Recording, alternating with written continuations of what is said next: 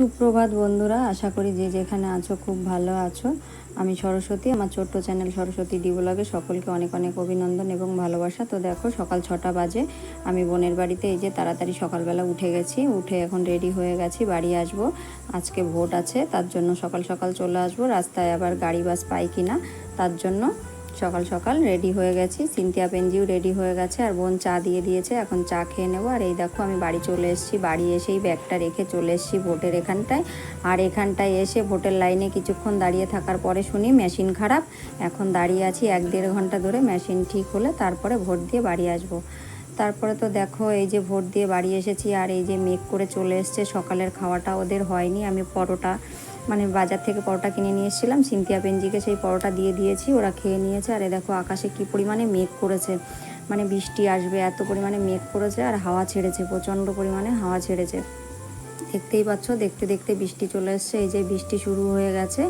আর এদিকে দেখো আমি চলে এসেছি রান্নাঘরে রান্না করতে, যেহেতু দুপুরে খেতে হবে সেই জন্য রান্না করতে চলে এসেছি। আর এদিকে দেখো নিয়ে চলে এসেছি ইঁচড়, ইঁচড়টা দিয়েছে আমার জায়ের বাপের বাড়ির থেকে ইঁচড় দিয়েছিল, তো অর্ধেকটা আমাকে দিয়েছে, আমি রেখে দিয়েছিলাম। তো দেখো ইঁচড়টা নরম হয়ে গেছে। তারপরে দেখো ইঁচড়ের যেটুকু ভালো আছে আমি সেটুকুই কেটে নেব। আমি হাতে একটু তেল লাগিয়ে নিলাম, কারণ হাতে আঠা লেগে যাচ্ছিল। তো বটিতেও একটু তেল লাগিয়ে নিয়েছি, আর হাতেও একটু লাগিয়ে নিলাম। এবার আমি ইঁচড়টাকে কেটে নেব, যেটুকু ভালো আছে সেটুকুই আমি কাটবো। এখন তো এত গরম, ইঁচড়গুলো ভিতরে বীজ হয়ে গেছে, আর কেটে রেখে দিলেই ইঁচড়টাই পাকা কাঁঠালের মতন হয়ে যাচ্ছে, নরম হয়ে যাচ্ছে। তো সেরকমই হয়েছে, তা যেটুকু ভালো আছে শক্ত আছে আমি সেটুকুই কেটে নেব ইঁচড়টাকে। আজকে রান্না করব ইঁচড়।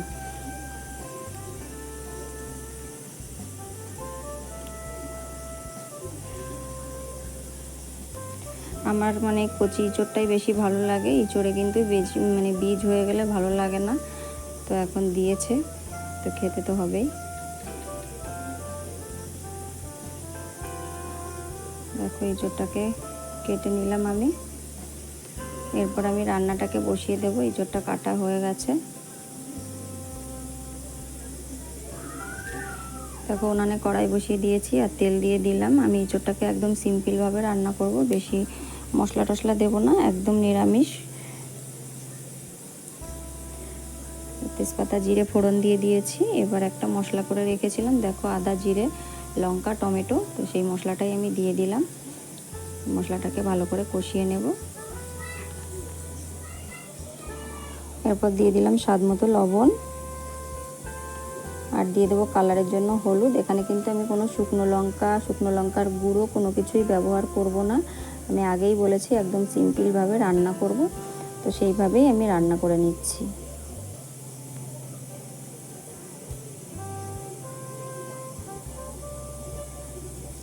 দেখো মশলাটা কষানো হয়ে গেছে, এবার আমি ইঁচড়টাকে দিয়ে দেব। ইঁচড় আর টুকরো করা আলু একসাথে দিয়ে দেব।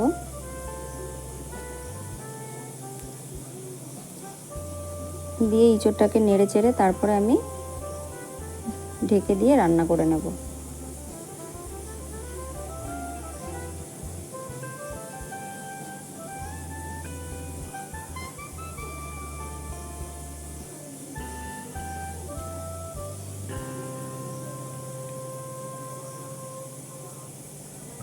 তো দেখো আমার রান্না হয়ে গেছে। এখানে আমি দুধ পটল করেছি, আর ওদিকে করেছি ইঁচড়ের তরকারি আর পেঁপে আলুর তরকারি করেছি। তা পেঁপে আলুর তরকারিটা এখনও উনানে বসানো রয়েছে, সবটা হয়নি রান্না, তো যেটুকু হয়েছে সেটুকুই তোমাদের দেখিয়ে দিলাম।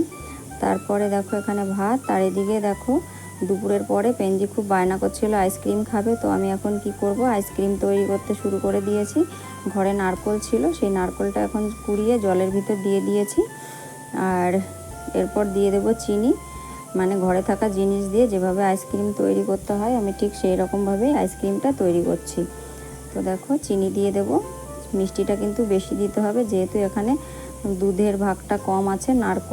নারকোলের ভিতরে যেটুকু দুধ আছে ওইটুকুই, এছাড়া আমি এক্সট্রা কোনো এখানে দুধ ব্যবহার করিনি। তো এটাকে নেড়ে চেড়ে আমি ফুটিয়ে নেব।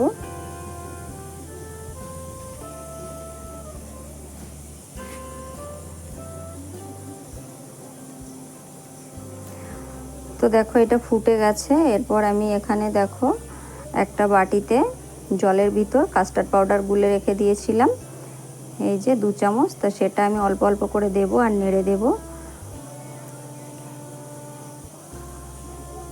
অল্প অল্প করে দিতে হবে আর নাড়তে হবে, তা নাহলে কিন্তু একবারে দিলে দলা পাকিয়ে যাবে। তো আমি অল্প অল্প করে দেব আর নাড়বো।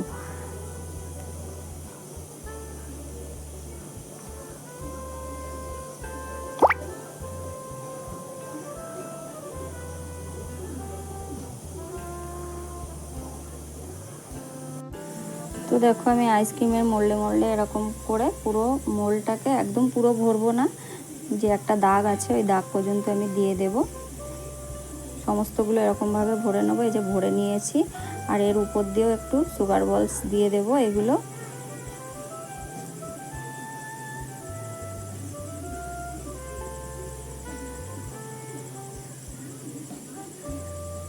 তো এগুলো দেওয়ার পরে তারপরে কিন্তু আমি এর মুখটা একটা ফয়েল পেপার দিয়ে আটকে নেব।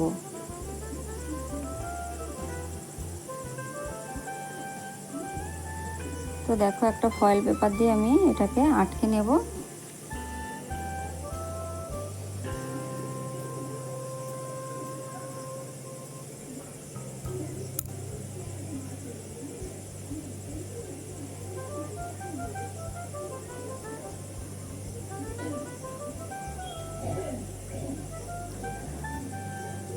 তো দেখো এটা আমি ফয়েল পেপার দিয়ে আটকে নিয়েছি। এবার একটা ছুরির সাহায্যে একটু একটু করে ফয়েল পেপারটাকে ফুটো করে নেব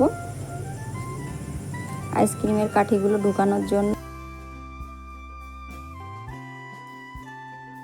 তারপরে দেখো আমি আইসক্রিমটাকে পুরো রেডি করে নিয়েছি, এটাকে ফ্রিজে দিয়ে দেবো। আর এদিকে দেখো সন্ধ্যা হয়ে গেছে, এখন চা খেয়ে নেব, চা মুড়ি খাবো।